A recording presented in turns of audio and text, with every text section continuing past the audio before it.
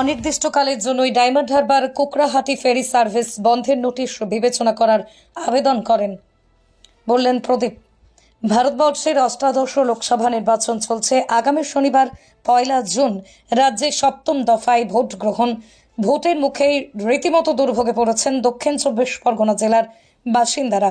হলদিয়ার কুকড়াহাটি থেকে ভেসেলে রায়চক পেরিয়ে আশ্রম হয়ে ঘুরপথে ফিরছেন দক্ষিণ 24 পরগনার ভোটাররা।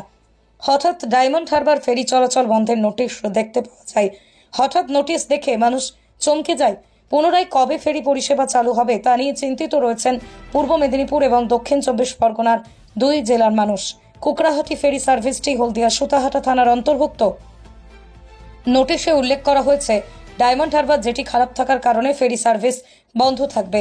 দুই জেলার বহু মানুষ কর্মসূত্রে বিভিন্নভাবে এই ফেরি সার্ভিস ব্যবহার করে থাকেন।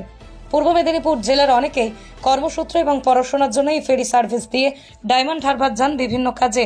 কিন্তু হঠাৎ এই নোটিশ ঘিরেই চাঞ্চল্যের সৃষ্টি হয়। কর্তৃপক্ষের কাছে আবেদন করলেন ভারতীয় মজদুর সংঘ রাজ্য সভাপতি প্রদীপ বিজলি। তিনি বলেন, যত শীঘ্র সম্ভব জেটি মেরামত করে এই ফেরি সার্ভিস পুনরায় চালু করার জন্য।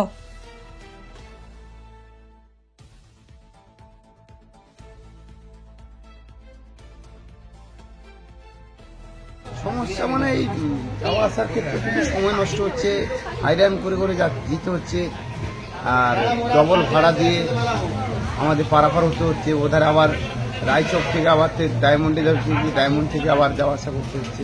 আপনাদের ওদিকে তো ভোট আছে, তাহলে কি এই যে বাড়ি যাচ্ছেন ভোট দিতে যাচ্ছেন? হ্যাঁ, ভোটের পারপাসে চলে যাচ্ছে বাড়ি। আবার ফেরার সময় কি অসুবিধা হবে যখন এই জেলাতে আসবেন?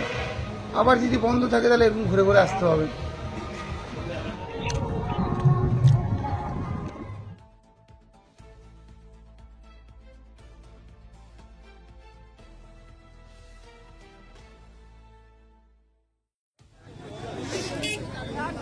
লাইভ করে দিন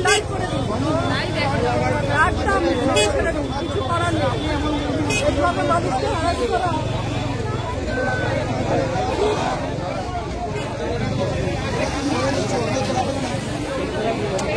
যাবে কি করে? এতগুলো মানুষ থাকবে কোথায়?